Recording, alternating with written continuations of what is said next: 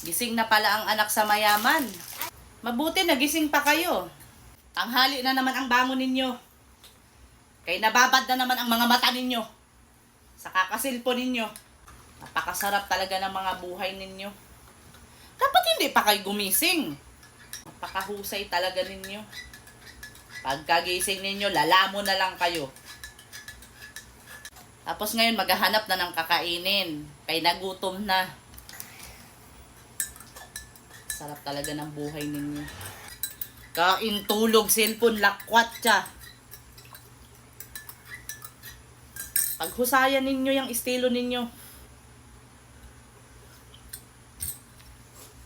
Pagkagising, tutunganga.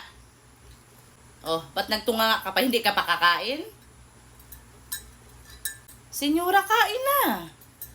Kay kawawa ka naman kung